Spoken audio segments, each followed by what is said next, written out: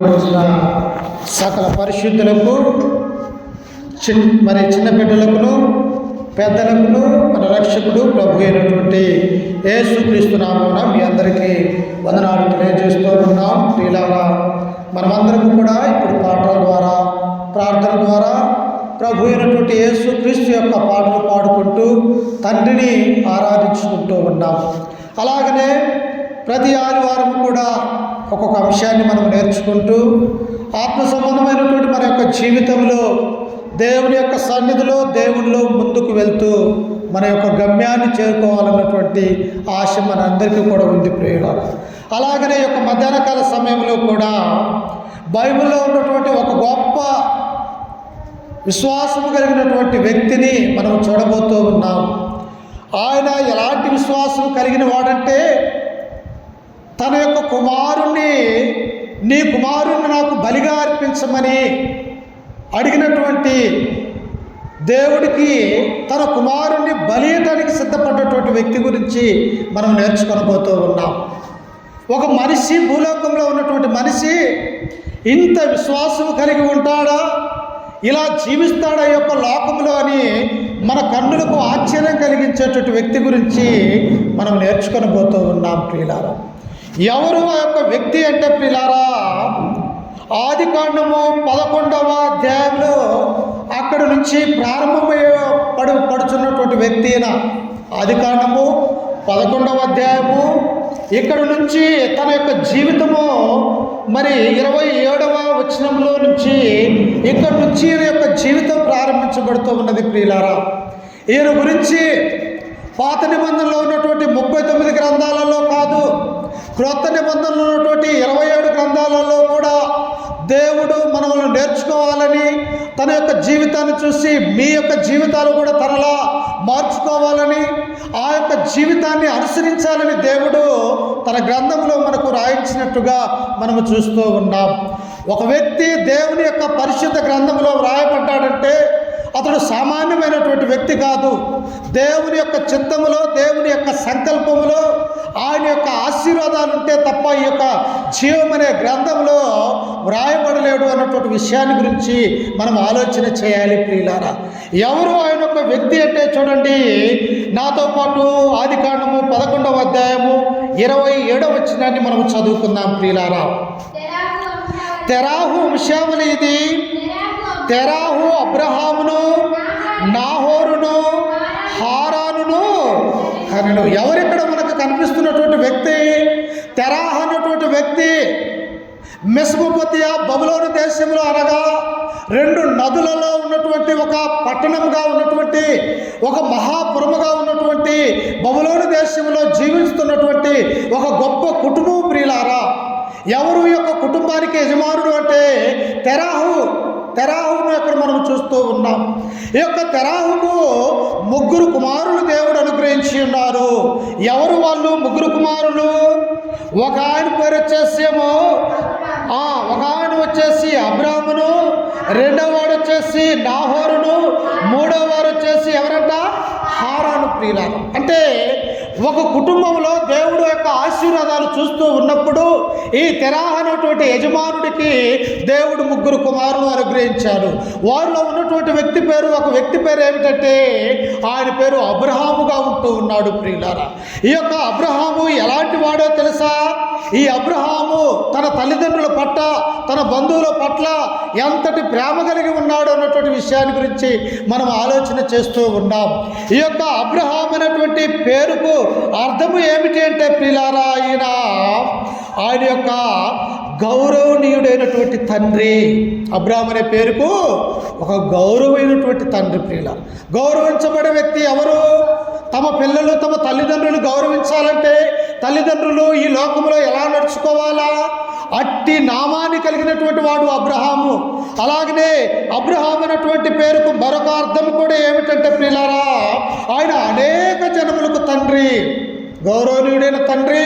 అలాగనే రెండవ అర్థం ఏంటంట, అనేక జనాలకి, 12 గోత్రాలు ఉన్నటువంటి ఇశ్రాయేలు ప్రజలకి, ఈ భూలోకంలో ఉన్నటువంటి అన్యులకి, లేకపోతే ఇండియాలో నివసిస్తున్న మనందరికీ కూడా ఆయన ఎలాంటి వాడంటే అందరికీ ఒక తండ్రి స్థానంలో ఉన్నటువంటి వ్యక్తి వాడు.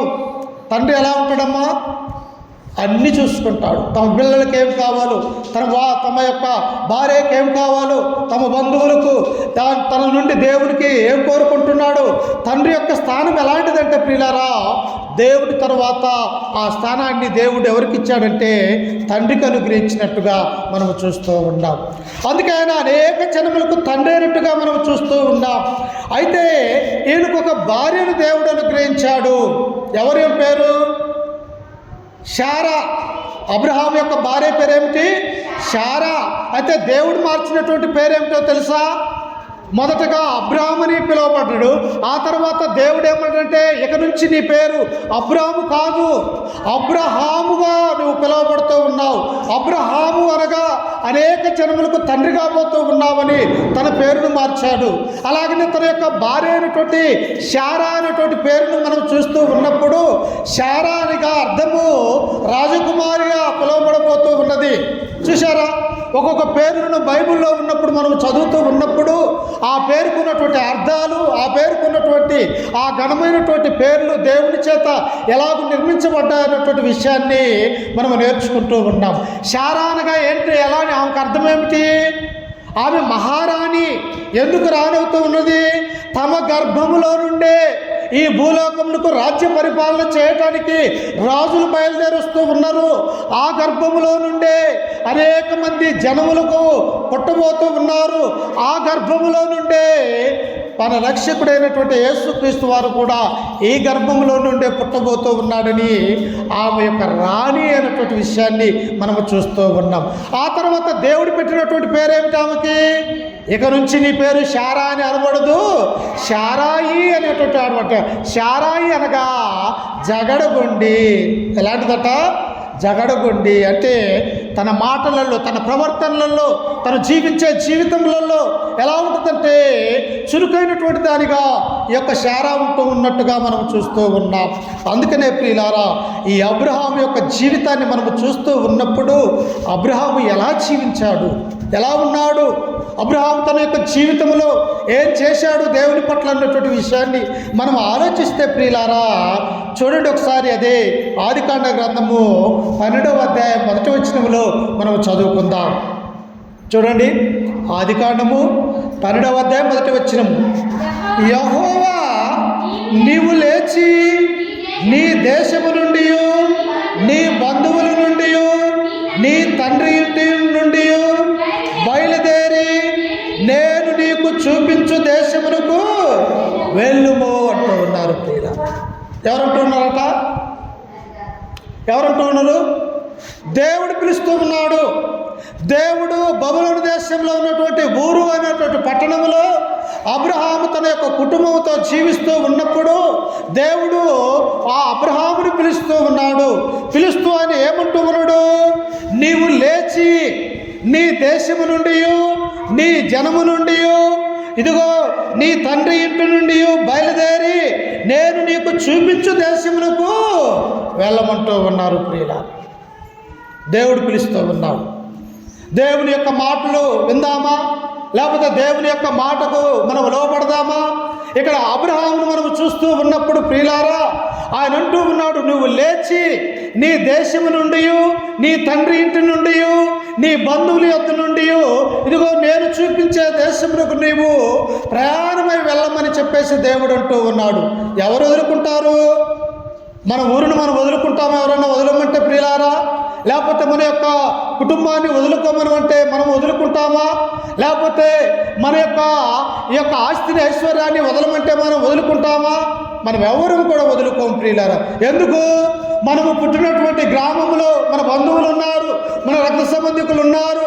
అలాగనే నేనున్నటువంటి కుటుంబంలో నా తల్లిదండ్రులు ఉన్నారు, నా యొక్క అన్నదమ్ములు రక్త సంబంధికులు ఉన్నారని మనము ఇక్కడనే మన యొక్క పొలాలు కానీ, మన యొక్క ఆస్తి ఐశ్వర్యాలు కానీ, అందరూ కూడా మన స్నేహితులు కానీ అందరూ మనం ఉన్నటువంటి పరిస్థితిలో ఉన్నారు కనుక ఎవరు కూడా విడిచిపెట్టడానికి ఇష్టపడరు ప్రియులారా. కానీ పిలిచినటువంటి వాడు ఎవరు? పరలోకమందు ఉన్నటువంటి దేవుడు. ఆయన ఈ లోకాన్ని, భూలోకంలో ఉన్నటువంటి సమస్త మానవాళిని, సమస్త జీవరాశుల్ని నిర్మించినటువంటి ఆ దేవుడే అబ్రహాము దగ్గరికి వెళ్ళి, ఇదిగో అబ్రహాము, నీవు నీ ఇంటి నుండి, నీ దేశం నుండి, నీ బంధువుల యొద్ద నుండి, నీ తండ్రి ఇంటిని విడిచి నేను చూపించే దేశానికి ప్రయాణమే వెళ్ళమన్నప్పుడు అబ్రహాం ఏమన్నాడో తెలుసా? దేవా, నీ చిత్తము ఎలా ఉంటే అలా కానిమ్ము అని చెప్పేసి ఆయన తన తండ్రి ఇంటిని, తన బంధువులని, తనుంటున్నటువంటి రక్త సంబంధికుల్ని అన్నీ కూడా వదిలివేసి దేవుడు చూపించే ఆ దేశానికి ఇప్పుడు ప్రయాణమే వెళ్తూ ఉన్నాడు. ప్రియులారా, దేవుడు ఏమైనా కనిపించేవాడు? ఆయన కనిపించడు. ఆయన ఎలాంటి వాడు? ఆయన అదృశ్య లక్షణము కలిగినటువంటి దేవుడు. కానీ కనిపించినటువంటి ఆ దేవుని యొక్క స్వరాన్ని అబ్రహాము వింటూ ఉన్నప్పుడు ఆ స్వరాన్ని ఆలకించినటువంటి ఈ అబ్రహాము ఆ పిలిచినటువంటి దేవుడు మహోన్నతుడై ఉంటాడని ఆయన తన మాట పొంది దేవునికి విధేయత కలిగి తన ఇంటి నుంచి బయలుదేరి వెళ్ళిపోతున్నట్టుగా మనము చూస్తూ ఉన్నాం. ప్రియులారా, ఎక్కడ ఆయన యొక్క పట్టణము? ఆయన ఊరు అనేటువంటి పట్టణంలో ఉన్నాడు. అది ఎలాంటి పట్టణమో తెలుసా? అది శృంగారమైనటువంటి పట్టణము. ఆ రోజులలోనే క్రీస్తుకు పూర్వము 1900 సంవత్సరంలోనే పురాతనమైనటువంటి పట్టణాలు అక్కడ ఉన్నాయి. చుట్టూ సముద్రాలు, జలాలు, నివసించడానికి యోగ్యమైనటువంటి పట్టణము. ఎక్కడ చూసినా పచ్చని పంట. కానీ ఇట్టి పొలాలని, ఇట్టి ఆస్తి ఐశ్వర్యాన్ని అబ్రహాము వదులుకొని దేవుణ్ణి వెంబడించినట్టుగా మనం చూస్తూ ఉన్నాం. అందుకని ప్రభు అయినటువంటి యేసుక్రీస్తు వారంటాడు, ఎవడైనను నన్ను వెంబడించాలంటే తన యొక్క సిలువను ఎత్తుకొని నన్ను వెంబడించాలంటూ ఉన్నాడు. అంటే ఏంటి? ఎవడైనా శ్రమల యొక్క సిలువను ఎత్తుకోవాలా. ఎవడైనా శ్రమలు వచ్చినప్పుడు పారిపోకుండా ఆ శ్రమలను సహించి ప్రభు అయినటువంటి యేసుక్రీస్తునందు విశ్వాసము కలిగి ఉన్నట్టయితే అతడు దీవించబడతాడు, ఆశీర్వదించబడతాడని ఇక్కడ మనము చూడగలుగుతూ ఉన్నాం. ప్రియులారా, కప్పయ్య తలుపు తీసి పెట్టుంటారు, బయట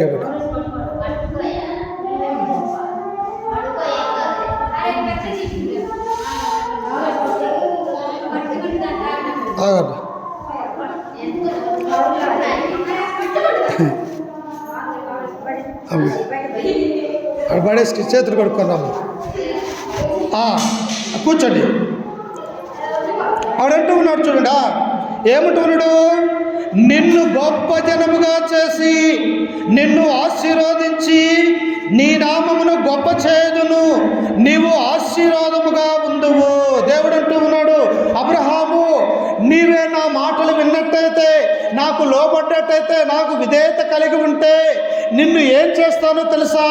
నీ తండ్రి ఇంటి నుండి, నీ దేశంలో నుండి, నీ బంధువుల యొద్ద నుండి నేను చూపించే దేశానికి నీవు ప్రయాణమై వస్తే నిన్ను గొప్ప జనముగా చేస్తానని చెప్పేసి దేవుడు అంటూ ఉన్నాడు. ప్రియులారా, ఎలాంటి జనం అంటది చూడండి, కింద వచనంలో, నిన్ను ఆశీర్వదించి నీ నామమును గొప్ప చేయుదును, నీవు ఆశీర్వాదముగా ఉందువు, నిన్ను ఆశీర్వదించు వారిని ఆశీర్వదించెదను, నిన్ను దూషించు వారిని శపించెదను, భూమి యొక్క సమస్త వంశములు నీ యందు ఆశీర్వదించబడునని అబ్రహాముతో అనగా, నువ్వు నా మాట వింటావా? నేను నిన్ను ఆశీర్వదిస్తా. నీవు నా దగ్గరకు వస్తావా? నిన్ను ఎక్కలేనంత పర్వతాన్ని నేను ఎక్కిచ్చేస్తానంటున్నాడు. నీవు నా మాట వింటే ఈ ప్రపంచంలో నీ పేరుకున్నటువంటి విలువ ఏ వ్యక్తికి కూడా ఉండదు అని దేవుడు అబ్రహాంతో చెప్పాడు. ప్రియులారా, మనమైతే దేవుణ్ణి వెంబడించే వాళ్ళము కాదు. ఎందుకు? చూస్తున్నటువంటి యొక్క ఆస్తి ఐశ్వర్యాన్ని, లేకపోతే మనం ఉంటున్నటువంటి ఈ ప్రాంతాన్ని వదిలి వెళ్ళాలంటే ఏ ఒక్కరము కూడా ముందుకైతే వచ్చేవారు కాదు. ప్రియులారా, కానీ అబ్రహాం ఏం చేశాడంటే పరమందున్నటువంటి దేవుణ్ణి నమ్మాడు. ఆయన ఎందుకు విశ్వాసము కలిగి ఉన్నాడు. నేను నమ్మినటువంటి దేవుడు గొప్పవాడు, నన్ను ఏ స్థలంలో ఉన్నా ఆయన నన్ను ఆశీర్వదించుతాడు, ఆయన ఎక్కడ ఉన్నా నన్ను కాపాడుతాడు అని చెప్పేసి విశ్వాసము కలిగే అబ్రహాము దేవుణ్ణి వెంబడించినటువంటి వాడిగా అబ్రహామును మనం చూస్తూ ఉన్నాం. ప్రియులారా, అందుకే ప్రియులారా, అబ్రహాము మరి దేవుడు గొప్ప జనముగా అబ్రహామును తయారు చేసినట్టుగా మనము చూస్తూ ఉన్నాం. ఆయన ఎక్కడెక్కడికి వెళ్ళాడు? ఆయన చూడండి, నాతో పాటు ఒకసారి గలతీయులకు రాసినటువంటి పత్రిక 3వ అధ్యాయం 14వ వచనాన్ని చదువుకుందాం. అపోస్తలుడైనటువంటి పౌలు గారు గలతీయులకు రాసినటువంటి పత్రిక 3వ అధ్యాయము 13వ వచనాన్ని చదువుకుందాం. ఆత్మను గూర్చిన వాగ్దానము విశ్వాసము వలన మనకు లభించినట్లు అబ్రహాము పొందిన ఆశీర్వచనము క్రీస్తు యేసు ద్వారా అన్యజనులకు కలుగుటకై క్రీస్తు మనకు గాను శాపగ్రహి మనల్ని ధర్మశాస్త్రం యొక్క శాపము నుండి విమోచించెను. ఏంటంటే ఇక్కడ అంటూ ఉన్నాడు అపోస్తలుడైనటువంటి పౌలు, అది ఆత్మను గూర్చినటువంటి వాగ్దానం అది దేవుడు చేసింది అబ్రహాముతో. భౌతిక సంబంధమైనటువంటి వాగ్దానము కాదది. ఇదిగో అబ్రహాము, నీ ఉంటున్నటువంటి ఊరును వదిలివేసి నేను చూపించే ఆ దేశానికి వెళ్ళినట్టయితే నిన్ను గొప్ప జనముగా చేస్తాను అని ఎవరి గురించి చెప్పాడంటే ఈ అబ్రహాము నుంటే క్రీస్తు ఈ లోకరక్షకుడు రాబోతూ ఉన్నాడని అపోస్తలుడు పౌలు ఇక్కడ అంటూ ఉన్నాడు. ప్రియులారా, ఏమంటూ ఉన్నాడో చూడండి. అక్కడ ఆత్మను గురించిన వాగ్దానము విశ్వాసము వలన మనకు లభించినట్లు అబ్రహాము పొందిన ఆశీర్వచనము క్రీస్తు యేసు ద్వారా. ఎవరంట? ఎప్పుడు? క్రీస్తుకు పూర్వం 1900 సంవత్సరాలు ఎక్కడ? ఆ తర్వాత వచ్చినటువంటి క్రీస్తు శాఖ 1వ శతాబ్దంలో ఆయన క్రీస్తు పుట్టిన తర్వాత ఎప్పుడు అంటే ఎన్ని వందల సంవత్సరాలు, వేల సంవత్సరాలు క్రీస్తు పుట్టుక గురించి ఉన్నదో ఈ ఆశీర్వాదం వచ్చినము అబ్రహాము దేవుడు ముందుగా చెప్పాడు. ప్రియులారా, ఇదిగో నీవు ఉంటున్నటువంటి ఆ ప్రాంతాన్ని వదిలి వచ్చినట్టయితే, నా మాట నీవు విన్నట్టయితే ఈ లోకానికి రక్షకుడైనటువంటి యేసు క్రీస్తే నీ నుండి పుట్టబోతూ ఉన్నాడని చెప్పేసి ఎప్పుడు క్రీస్తుకు పూర్వమే దేవుడు చెప్పినట్టుగా మనం చూస్తూ ఉన్నాం. ప్రియులారా, చూశారా దేవుని యొక్క ఆలోచన ఎలా ఉన్నదో?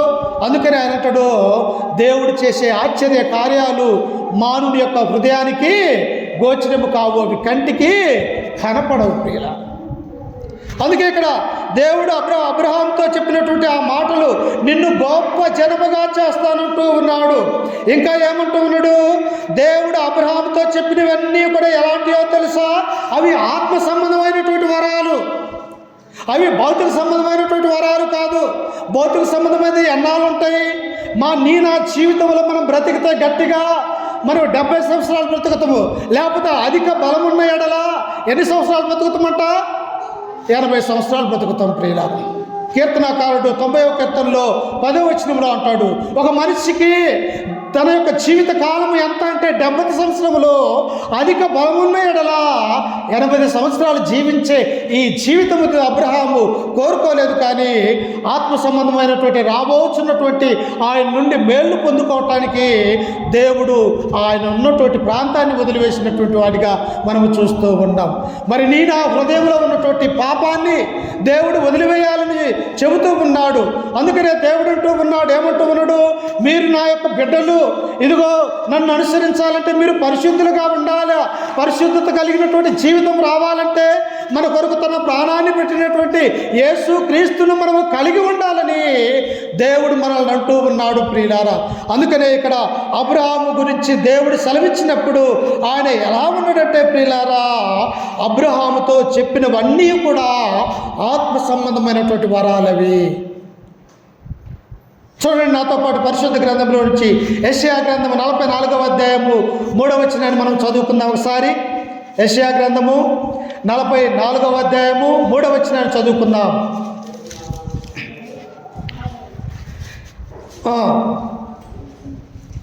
44:3 నేను దప్పిక గలవాని మీద నీళ్లను, ఎండిన భూమి మీద ప్రవాహ జలములను కుమ్మరించదను.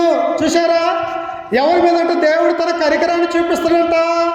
ఎవరైతే లోకములో పేదవారిగా ఉంటారో, ఎవరైతే ఈ లోకంలో దరిద్రులు అనబడతారో, ఎవరైతే దేవుని యొక్క వెలుగు చూడలేనటువంటి అనేక మంది చీకట్లో ఉంటూ ఉన్నారో వారందరినీ కూడా వెలుగు చేయటానికి, వారందరినీ ఆశీర్వదించటానికి దేవుడు తన రక్తము ద్వారా మనల్ని పిలుస్తూ ఉన్నాడు. ప్రియులారా, అందుకనే ప్రవక్త అయినటువంటి యెషయా ఇక్కడ అంటున్నాడు, నేను దప్పిక గలవాని మీద నీళ్లను.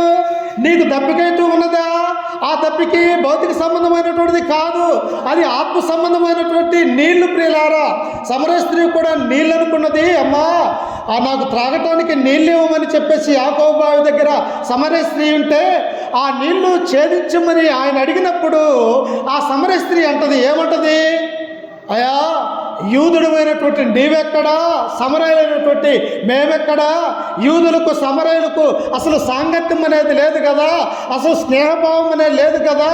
యూదుడు అయి ఉండి సమరయ స్త్రీ అయినటువంటి నన్ను నీళ్లు ఎలా అడుగుతున్నావు అన్నప్పుడు, అమ్మా, నీవిచ్చే నీళ్లు తాగితే మరలా దప్పికైతే కానీ నేనిచ్చే నీళ్లు తాగితే నీకు ఎన్నటికీ దప్పిక కాదంటూ ఉన్నాడు. కానీ ఇక్కడ ప్రవక్త అయినటువంటి యెషయా అంటూ ఉన్నాడు, ఏమంటూ ఉన్నాడు? నేను దప్పిక గల వాని మీద నీళ్లను, ఎండిన భూమి మీద ప్రవాహ జలములను కురిపించదును, నీ సంతతి మీద నా ఆత్మను కుమ్మరించదను, నీకు పుట్టిన వారిని నేను ఆశీర్వదించదను. చూశారా?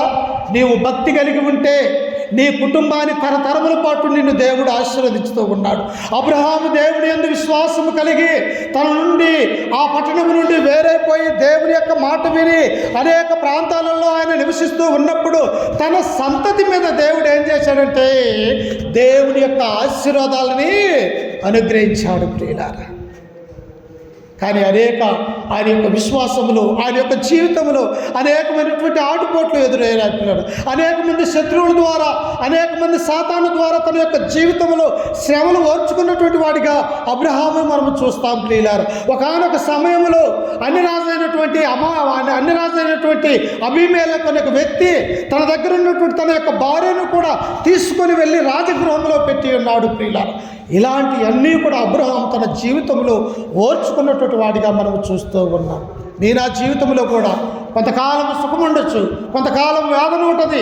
ఆ తదుపరి దేవుళ్ళో మనం ఉన్నట్టయితే శ్రమలు వచ్చినా కూడా ఆ తదుపరి దేవుడు నిన్ను, నీ యొక్క సంతానాన్ని, నీ కుటుంబాన్ని దేవుడు ఆశీర్వదించబోతూ ఉన్నాడని ఈ మాటలు మనం చదువుకుంటూ ఉన్నాం. అందుకనే దేవుడు ఎక్కడ అంటూ ఉన్నాడు, ఏమంటూ ఉన్నాడు?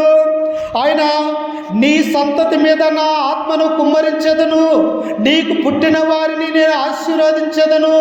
ఎలాగంట? నీకెవరైతే కుమారులు, కుమార్తెలు, మనవళ్ళు, మనవరాళ్ళు ఎవరైతే పుట్టబోతూ ఉన్నారో నీవు కనుక నా యందు విశ్వాసము కలిగి ఉంటే నీ కుమారుణ్ణి, నీకు పుట్టబోయే కుమారుణ్ణి, ఆ తదుపరి సంతానాన్ని కూడా నేను దీవించి ఆశీర్వదించదును అని దేవుడు చెబుతూ ఉన్నాడు ప్రియులారా. దేవుడు చెప్పి చేయకుండా ఆయన మాటిచ్చి తప్పేవాడిగా ఉన్నాడా? కాదు ప్రియులారా. మనమైతే తప్పుతాం, కానీ దేవుడు ఎన్నటికీ కూడా వాగ్దానం చేసిన వాడు నమ్మదగిన వాడు ప్రియులారా. మన యొక్క దేవుడు ఆయన వాగ్దానం చేసి మరుచుటకు అన్యాయస్తుడు కాదు అని బైబిల్ గ్రంథం సెలవిస్తూ ఉన్నది. అందుకని అబ్రహాం యొక్క దీవెనలు ఎలాంటి అంట? నిన్ను గొప్ప జనముగా చేస్తానంటే అది ఆత్మ సంబంధమైనటువంటి జీవితము, ఆత్మ సంబంధమైనటువంటి ఆశీర్వాదానికి అబ్రహాము ఉంటున్నట్టుగా మనం చూస్తూ ఉన్నాం. అందుకే ప్రియులారా, దేవుడు ఇంకా ఏమంటూ ఉన్నాడంటే నీ యందు భూమి యొక్క సమస్త వంశములు ఆశీర్వదించబడును. అబ్రహాము, నీ ఒక్కడివి నా మాట విన్నట్టయితే నీ కుటుంబమే కాదు, నీ కుటుంబంలో ఉన్నటువంటి సంతానమే కాదు, ఈ భూమి ఎంతవరకైతే ఎన్ని వేల కోట్ల మంది అయితే ఈ భూ ప్రజలు ఉన్నారో అది నీ ఒక్కని అందే వారు నీ ఆశీర్వదించుతాను అని చెప్పేసి దేవుడు సెలవిచ్చి ఉన్నాడు ప్రియులు. ఏంటి? ఒక్క వ్యక్తి దేవుని నమ్ముకుంటే ఇంత ఆశీర్వాదమా? ఒక వ్యక్తి నిజమైనటువంటి దేవుణ్ణి కలిగి ఉంటే ఇంతటి మహోన్నతమైనటువంటి ఆశీర్వాదాలు దేవుడిస్తాడంటే నీ కన్నులకు, నా ఊహలకు దేవుని యొక్క ఆలోచనలు అందవు ప్రియులారా.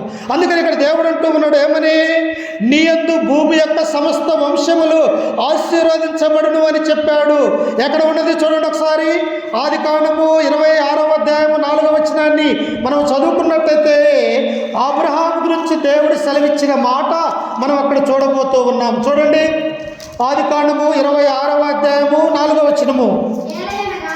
ఏలయనగా నీకును నీ సంతానమునకు ఈ దేశములన్నీ ఇచ్చి నీ తండ్రి అయిన అబ్రహాముతో నేను చేసిన ప్రమాణమును నెరవేర్చి ఆకాశ నక్షత్రము వలె నీ సంతానమును విస్తరింపజేసి ఈ దేశములన్నీ నీ సంతానముకు ఇచ్చెదను. నీ సంతానము వలన సమస్త భూలోకములోని సమస్త జనులు ఆశీర్వదించబడతారు. దేవుడు ఏమన్నాడు అక్కడ? అబ్రహాము, నీవు నా మాట విన్నవాడినైతే నీ నామాన్ని గొప్ప చేస్తానన్నాడు. చేశాడా దేవుడు అబ్రహాముని? అబ్రహాము అనగా అనేక జనములకు తండ్రి, విశ్వాసులకు తండ్రి అన్నటువంటి విషయాన్ని మనం చూస్తూ ఉన్నాం. రెండవదిగా ఏమన్నాడు ఆయన? ఇదిగో నీ ద్వారా భూలోకంలో ఉన్నటువంటి సమస్త జనులు ఆశీర్వదించబడతానన్నారు. ఎలా ఆశీర్వదించబడుతూ ఉన్నారు? అబ్రహాము యొక్క కుమారుడి పేరేమిటమ్మా? ఇస్సాకు. ఇస్సాకుకు పుట్టినటువంటి కుమారులు ఎంతమంది? ఇద్దరు. ఒకటి ఏశావు, రెండవ వాడు యాకోబు. యాకోబు పుట్టినటువంటి పిల్లలు ఎంతమంది? 12 మంది. ఆ 12 పుట్టినటువంటి జనాంగం ఎంతమంది? అనేక మంది, కొన్ని కోట్ల మంది ఈ భూలోకంలోనికి వచ్చినట్టుగా మనం చూస్తూ ఉన్నాం ప్రియులారా. అందుకని ఇక్కడ దేవుడు ఏమన్నాడంటే, ఆయన 4వ వచనంలో నీకును నీ సంతానమునకు ఈ దేశములన్నీ ఇచ్చి నీ తండ్రి అయిన అబ్రహాముతో ఇస్సాకు సెలవిస్తూ ఉన్నాడు. ఇస్సాకు, నిన్ను నేను ఆశీర్వదిస్తూ ఉన్నానంటే, ఇదిగో నిన్ను దీవించుతూ ఉన్నానంటే, అస్సలు నీ తండ్రి అయిన అబ్రహాముతో నేను నిబంధన చేశాను. ఏంటి ఆ నిబంధన? నీవు నా మాట విన్నట్టయితే, నీవు నా యందు విశ్వాసము కలిగి ఉన్నట్టయితే నీ సంతానాన్ని నేను ఆశీర్వదిస్తానని ఎప్పుడో చేసి ఉన్నాను కనుక, ఇదిగో నీ ఉంటున్నటువంటి ఈ కానాను దేశాన్ని నీకిచ్చేదును అని ఇస్సాకుతో దేవుడు వాగ్దానం చేస్తూ ఉన్నాడు ప్రియులారా. నేను ఆ జీవితంలో అబ్రహాము ఎలాగైతే తన యొక్క జీవితంలో దేవుడంటే భయం కలిగి ఉన్నాడు, భక్తి కలిగి ఉన్నాడు, విశ్వాసము కలిగి ఉన్నాడు. లోకముకి వెళ్ళాను చూడలేదు. లోకంలో ఉన్నదంతా ఏంటి? శరీరాశ, నేత్రాశ, జీవపు డంబములు మాత్రమే ఉన్నాయి. అదే దేవుని వైపు చూస్తే దేవుని పిల్లలతో సహవాసం, దేవుని యొక్క వాక్యముతో సహవాసము, మన యొక్క ఆత్మకు, మన యొక్క ప్రాణాన్ని కాపాడే ఆ జీవపు మాటలు మన హృదయంలో దాచుకునే అవకాశం ఎక్కడ ఉన్నదంటే ఆడి యొక్క సన్నిధిలో మాత్రమే ఉంటుంది అన్నటువంటి విషయాన్ని మనము గుర్తుంచుకోవాలి ప్రియులారా. అందుకని అబ్రహాముని దేవుడు ఏమన్నాడంటే, నీ యందు సమస్త వంశములు ఆశీర్వదించబడినని ఇక్కడ మనము చూస్తూ ఉన్నాం. ఇంకా మనము చదువుకున్నట్టయితే చూడండి, ఇర్మియా గ్రంథము 4వ అధ్యాయం 2వ వచనాన్ని ఒకసారి చూడండి. ప్రవక్త అయినటువంటి ఇర్మియా గ్రంథము 4వ అధ్యాయం 2వ వచనాన్ని.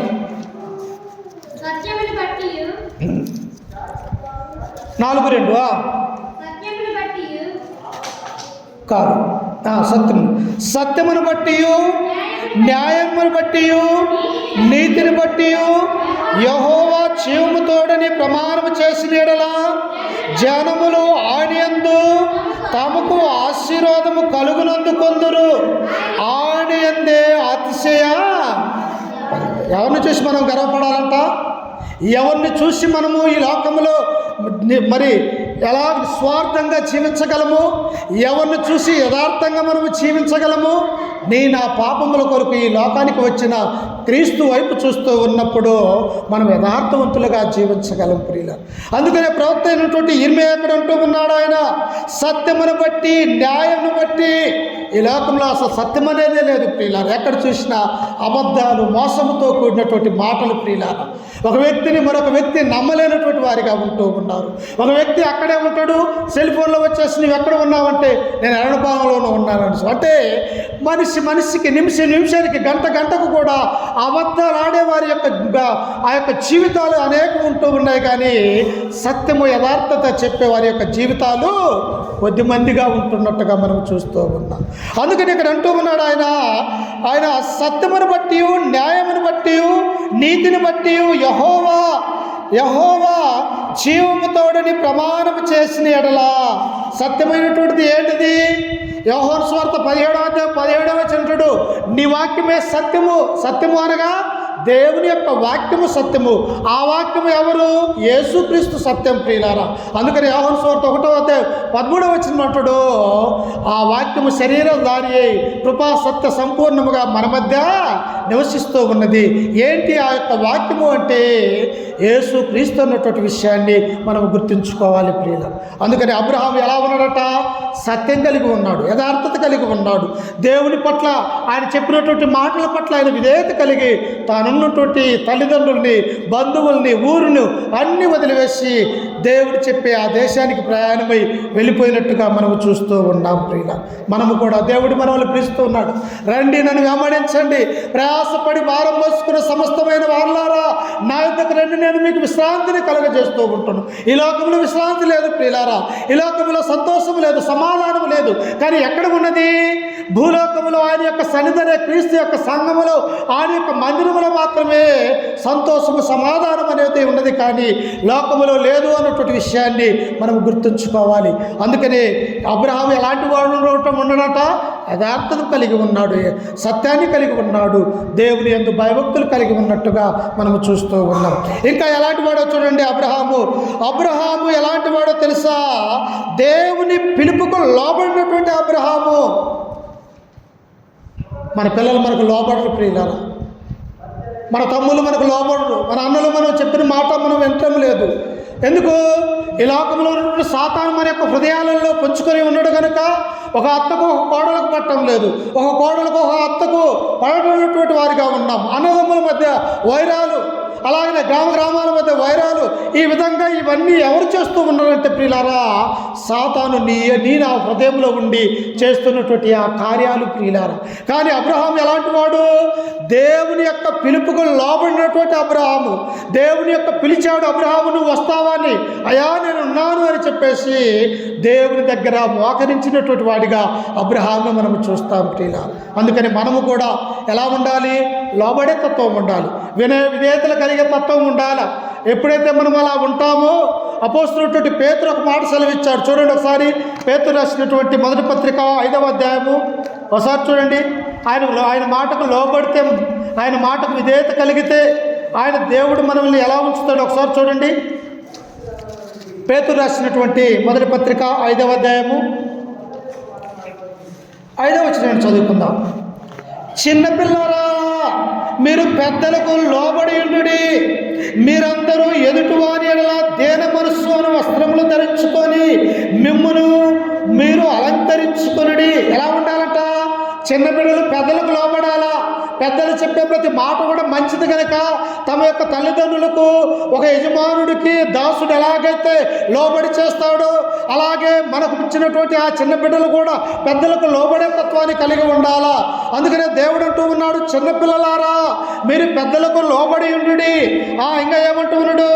మీరందరూ ఎదుటివాని ఎడల దీన మనస్సు అని వస్త్రములు ధరించుకొని మిమ్ముని మీరు అలంకరించుకోవాలా. ఎంత మంచి బట్టలు మనం కట్టుకున్నా కానీ హృదయం అనేది అంధకారం అయిపోతే మన ఎంత కూడా వేస్ట్ ప్రియులారా. ఒకవేళ మనం దరిద్రులుగా దీనంగా ఉండి చినిగిన బట్టలు కలిగి ఉన్నప్పటికీ కూడా మన మాట తీరు, మన ఆలోచన తీరు ఎదుటివారి వల్ల దీన మనస్సు అనే ఆ వస్త్రాన్ని మనం ధరించుకున్నట్టయితే మనకెంతో గౌరవంగా ఉంటూ ఉన్నది ప్రియులారా. అందుకనే దేవుడు ఏమంటూ ఉన్నాడు? దీన వస్త్రములు, దీన మనస్సు అనే వస్త్రాన్ని ధరించుకొని ఉంటూ ఉన్నాడు ప్రియులారా. అందుకే ఇంకా చూడండి కింద వచ్చిన ఆయన, దేవుడు అహంకారును ఎదిరించి ఆయన దీనులకు కృప అనుగ్రహించును. దేవుడు తగిన సమయమందు మిమ్మల్ని హెచ్చించినట్లు ఆయన బలిష్టమైన చేతి కింద దీన మనస్సులై ఉండండి. ఆయన బలిష్టమైన చేతులు ప్రియులారా. నిన్ను ఆశీర్వదిస్తాడు, నన్ను ఆశీర్వదిస్తాడు. ప్రపంచంలో ఉన్నటువంటి ప్రతి మానవుని కూడా ఆశీర్వదించడానికి ఆయన బలిష్టమైనటువంటి రెక్కల కింద మనం ఎలా ఉండాలంట? దీనంగా ఉండాలి ప్రియులారా. ఒక ఎంఆర్ఓ దగ్గరికి వెళ్ళిపోయినప్పుడు మనం ఎలా ఉంటాం? మనం పని కావటానికి, అయ్యా నా యొక్క పాస్బుక్ చూడండి, లేకపోతే నా యొక్క పిల్లలకి క్యాస్ట్ సర్టిఫికెట్ కావాలయ్యా, ఆ యొక్క కాలేజీలలో లేకపోతే స్కూళ్ళల్లో అడుగుతూ ఉన్నారు, లేకపోతే నాకు ఈ యొక్క అవసరం ఉన్నది, ఈ అవసరాన్ని తీర్చమని ఒక ఎంఆర్ఓ దగ్గరికి వెళితే మనం ఎంత వినయంగా విధేయత కలిగి ఉంటామో, నిన్ను నన్ను ఆ ఎంఆర్ఓ గారిని పుట్టించినటువంటి దేవుని దగ్గర మనం ఎంత విధేయత కలిగి ఉండాలి ఒకసారి ఆలోచన చేయండి. అధికారుల దగ్గర మనం విధేయతగా ఉన్నాం, కానీ ఈ లోక రక్షకుడి దగ్గర మనకేమో దీన మనస్సు విధేయత లేనట్టుగా మనం చూస్తూ ఉన్నాం. అందుకనే దేవుడు ఇక్కడ అంటూ ఉన్నాడు, ఏమండు? దేవుడు తగిన సమయమందు మిమ్మల్ని హెచ్చించినట్లు. మనం ఏమనుకుంటాం? ఇంకా నా కుటుంబంలో జీవితాలు తొలగిపోవా, నాకున్నటువంటి శ్రమలు వెళ్ళిపోవా, ఏంటి దేవుడు నా మీద పగబట్టాడా, ఏంటి నేను ఆయన సన్నిధానానికి వెళ్తూ ఉన్నాను, పొద్దులేసి ప్రార్థన చేసుకుంటూ ఉన్నాను, ఇంక నువ్వు నా యొక్క జీవితంలో ఏంటి, ఈ అనారోగ్యం ఏంటి, ఈ బాధలేంటి, కుటుంబంలో సమస్యలు ఏమిటని నీవు అనుకునిచున్నావేమో, కానీ దేవుడు తగిన సమయం ముందు నిన్ను హెచ్చిస్తాడు. నీవు అనుకున్నప్పుడు కాదు, ఆయన దీవించాలనుకున్నప్పుడు దీవిస్తాడు. మనము ఆలోచన చేసిన ప్రకారం కాదు. నీకేది కావాలో దేవుడికి ముందే తెలుసు కనుక ఆ సమయాన్ని దేవుడు నీకు అనుగ్రహిస్తాడు. కనుక ఆయన బలిష్టమైన రెక్కల కింద మనం ఎలా ఉండాలంట? దీన మనస్సు కలిగి ఉండాలంట. ఎలా ఉండాలంట? దీన మనస్సు కలిగి ఉండాలి. మా మామ చెప్పేవాడు ప్రియులారా, ఆయన ఇంటి నుంచి ప్రార్థన చేసుకొని బయలుదేరేటప్పుడు మరి అత్త వాళ్ళు అంటారు, అయ్యా ఇంట్లోనికి ఇది లేదయా, అది తీసుకొని రన్నప్పుడు ఆయన ఒక మంచి మాట అంటాడు ప్రియులారా. ఏమంటారంటే, మీరు ప్రార్థన చేయండి, దేవుడయ్యే నా చేత పంపిస్తాడు అని. అంటే ఆయనకున్నటువంటి నమ్మకము, ఆయనకున్నటువంటి ఆ గొప్పతనం, ఆ విశ్వాసము నా జీవితంలో ఒక మాదిరికరంగా ఉండాలని దేవుడు కోరుకుంటూ ఉన్నాడు. అందుకనే ఆయన బలిష్టమైనటువంటి రెక్కల కింద మనం ఎలా ఉండాలంట? దీన మనస్సు కలిగి ఉండాలి. దేవా నాకేది అవసరమో నీకు తెలుసు అని దేవునికి మొరపెట్టే వారిగా మనం ఉండాలి ప్రియులారా. చూడండి ఒకసారి మత్తయి సువార్త ఒకసారి చూడండి ఎలా ఉన్నదో. దేవుని యొక్క మాటలు, తగిన సమయమందు దేవుడు నిన్ను హెచ్చిస్తాడు ప్రియులారా. మత్తయి సువార్త 6వ అధ్యాయము, మత్తయి సువార్త 6వ అధ్యాయము 25వ వచనం ప్రియులారా. అందువలన నేను మీతో చెప్పునదేమనగా, ఏమి తిందుమో ఏమి త్రాగుదుమో అని మీ ప్రాణమును గూర్చి అయినను, ఏమి ధరించుకుందుమో అని మీ దేహమును గూర్చి అయినను. ఇది ఈ లోకంలో కావాల్సిందల్లా, జరుగుతున్నదల్లా కూడా, ఈ భూమి పుట్టినప్పటి నుంచి కూడా జరుగుతున్న విషయం అన్నీ కూడా ఏమిటి? మానవుని యొక్క ఆలోచనలు అంటే, ఉదయం లేచి ఏం తినాలా, అదేనమ్మా. ఉదయం లేచిన దగ్గర నుంచి ఏ మంచి వంట వండుకొని తినాలా, ఏమి ధరించాలా, ఈ వంటికి చూశారా? ఏమి తిందుమో ఏమి త్రాగుదుమో ఏమి ధరించుదుమో అని మీరు ఆలోచన కలిగి ఉన్నారేమో. మీ ప్రాణమును గూర్చి ఏమి ధరించుకుందుమో అని మీ దేహమును గూర్చి చింతించకుడి. ఆహారము కంటే ప్రాణమును, వస్త్రము కంటే దేహమును గొప్పవి కావా. ఏంటి? శారీరక సంబంధమైనటువంటి ఆహారము తింటే నీవు కొన్నాళ్ళు మరి బ్రతుకుతావేమో. నీ ఆహారం కాకుండా ఈ జీవవాక్యం అనే ఆహారం నీవు తిన్నట్టయితే ఎల్లప్పుడూ బ్రతుకుతాం ప్రియులారా. బ్రతకమా? దేవుని యొక్క వాక్యం అనే ఆహారాన్ని మన హృదయంలో తినే మాట అయితే మనం బ్రతకమా? మరి ఆహారం తిరుచున్నటువంటి వారు కూడా చనిపోతూ ఉన్నారంటే, ఆహారం ఎలాంటిదంటే ప్రియులారా, అది ఈ లోకములో ఒక బలము లేకపోతే ఒక శక్తి రావటానికి సంబంధమైనది, అది భౌతిక సంబంధమైనటువంటి విషయం ప్రియులారా. కానీ దేవుని యొక్క వాక్యం ఎలాంటిది? అది ఆత్మ సంబంధమైనటువంటి జీవాహారం ప్రియులారా. అందుకని ఎలా ఉండాలంటే, అబ్రహాం ఎలా ఉన్నాడు? ఆయన చేతి కింద బలిష్టమైన రెక్కల కింద దీన మనస్సులే ఉన్నారు. నీ నా జీవితంలో తగిన కాలం ముందు, తగిన సమయం ముందు నీ కుటుంబాన్ని, నిన్ను, నీ శ్రమలు తీసివేయటానికి దేవుడు సిద్ధంగా ఉన్నాడు. మనకు చూసి మనకు పుట్టినటువంటి బిడ్డల్ని మనం కష్టపెట్టుకుంటామమ్మా.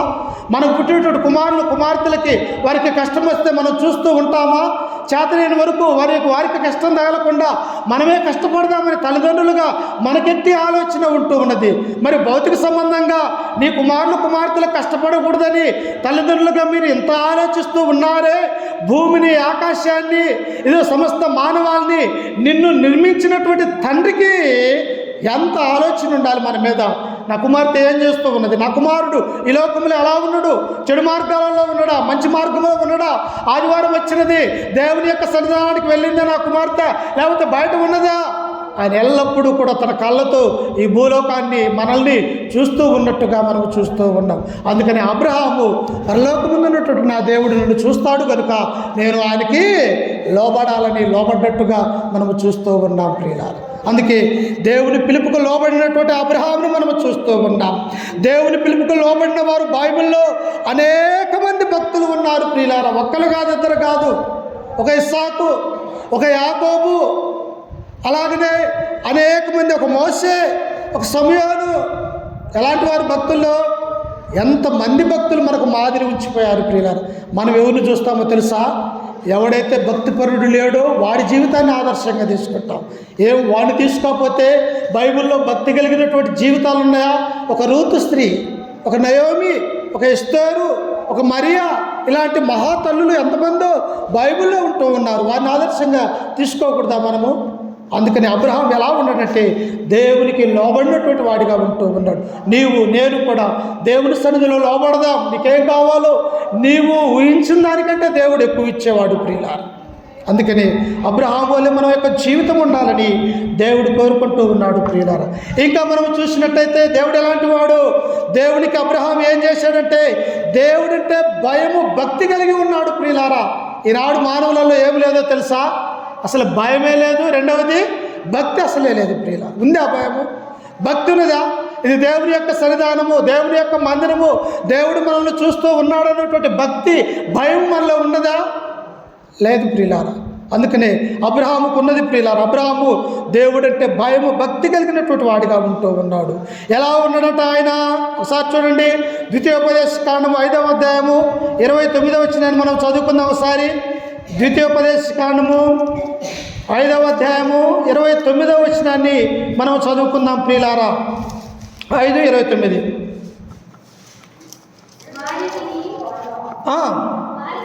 వారికిని వారి సంతానమునకును నిత్యమును క్షేమము కలుగునట్లు వారు నాయందు భయభక్తులు కలిగి నా ఆజ్ఞలన్నిటినీ అనుసరించు మనస్సు వారి కుండిన మేలు. ఏంటంటే నీకు భక్తి భయం ఉంటే ఏందో తెలుసా? నీకు మేలు. డబ్బు కావాలని నీకు దేవుడిస్తాడు. ఇంట్లో సమస్యల దేవుడు తీరుస్తాడు. ఎవరైనా మనుషులు తీరుస్తారేమో మన బాధలు? ఎవరు కూడా తెలియడు. మనం సంతోషంగా ఉన్నప్పుడు మన దగ్గరకు అందరూ వస్తారు, కానీ బాధ కలిగినప్పుడు అందరూ కూడా ఎడమయ్యే వారిగా నేడు మానవులు ఉంటూ ఉన్నారు. అదే మనస్సు ఎవరికి ఉన్నదో తెలుసా? నువ్వు కష్టాలలో ఉన్నా, నువ్వు బాధలలో ఉన్నా, నువ్వు సంతోషంలో ఉన్నా కానీ నిన్ను ప్రేమించే దేవుడు ఒకడున్నాడు ప్రియులారా. అందుకనే దేవుడు అంటాడు, యెహోవా మనుషులు నమ్ముట కంటే యెహోవాను ఆశ్రయించుట మేలు. ఎవరిని నమ్మాలని దేవుడు అంటున్నాడు? దేవుని నమ్మాలని దేవుడు కోరుకుంటూ ఉన్నాడు. కాబట్టి అబ్రహాం ఎలా ఉన్నాడు? దేవుడంటే భయభక్తులు కలిగి ఉంటే ఆయన ఏమంటూ ఉన్నాడు తెలుసా?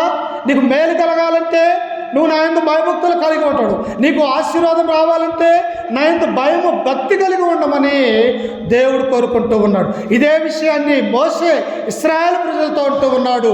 ఓ ఇశ్రాయేలు ప్రజలారా, ఐగుప్తు చెరలో నుంచి, ఐగుప్తు దాసత్వంలో నుండి పాలు తేనెలు ప్రవహించేటువంటి ఈ కానాను దేశానికి దేవుడు ఎందుకు మిమ్మల్ని తోలుకొని వచ్చాడో తెలుసా?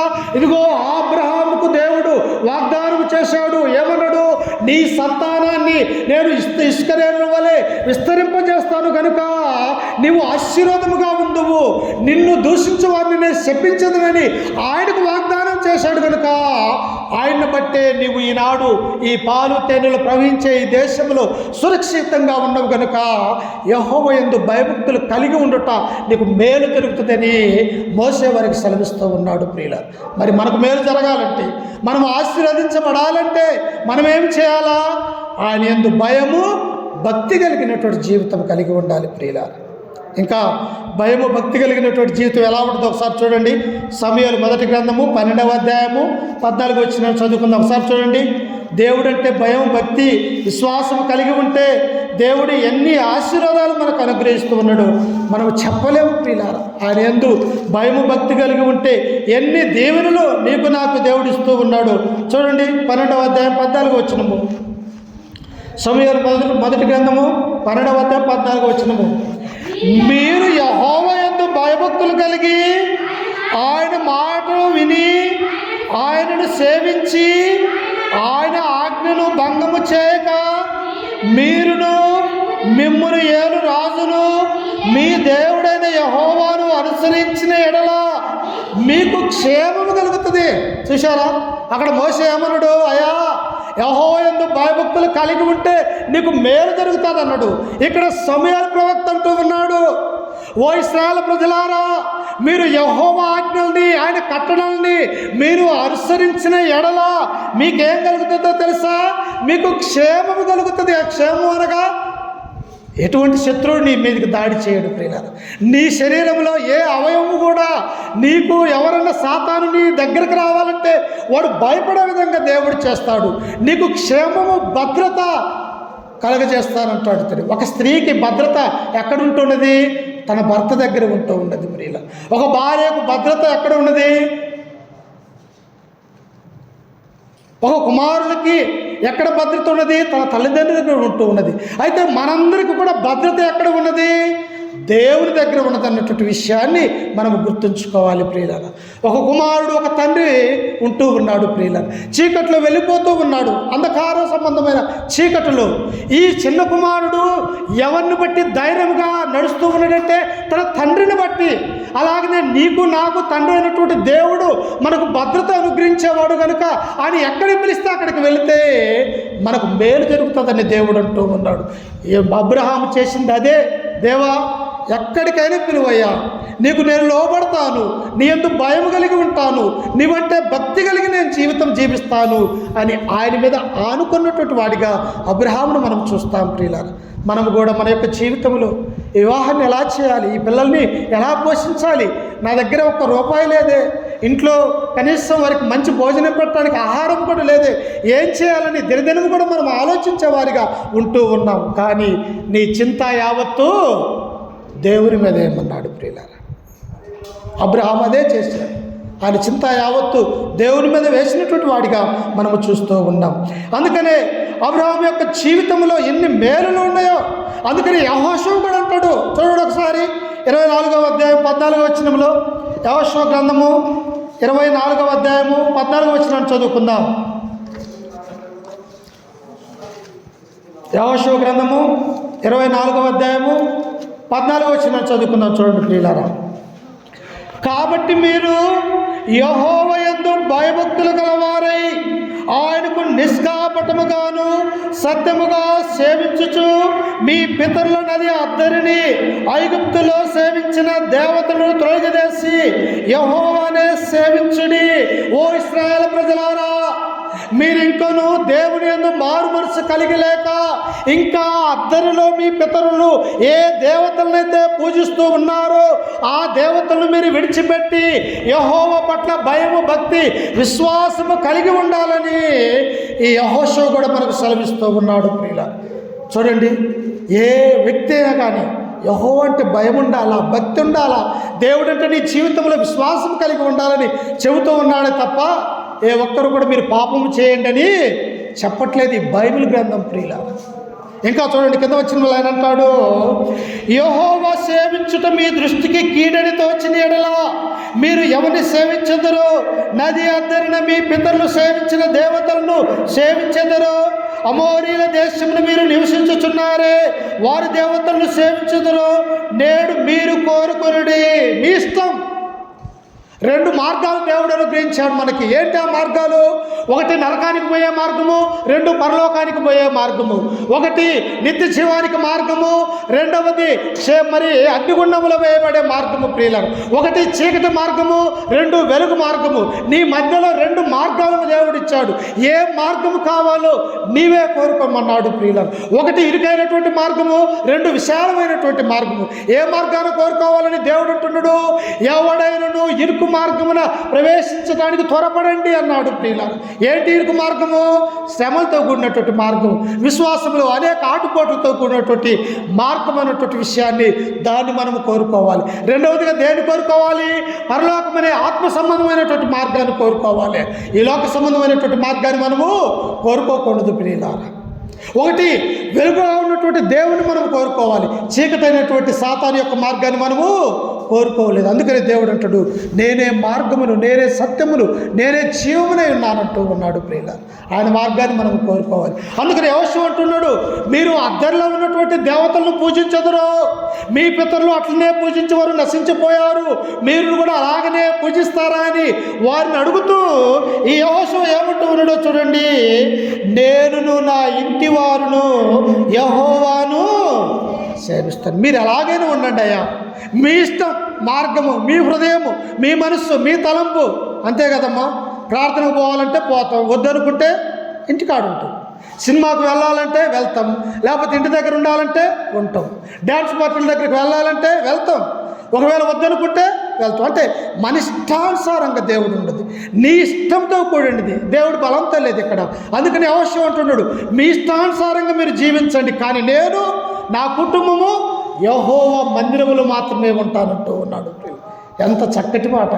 నీవు నేను ఒక భార్య, ఒక భర్త, ఒక పిల్లలు అందరూ మందిరంలో కూర్చొని ఒకరికొకరు వందనాలు చెప్పుకుంటూ క్రీస్తులో ఉన్నట్టయితే ఆ కుటుంబము ఇక శ్రమ ఉంటుందమ్మా, బాధ ఉంటుందా? దేవుని సన్నిధిలో ఉంటే ఉండదు ప్రియులారా.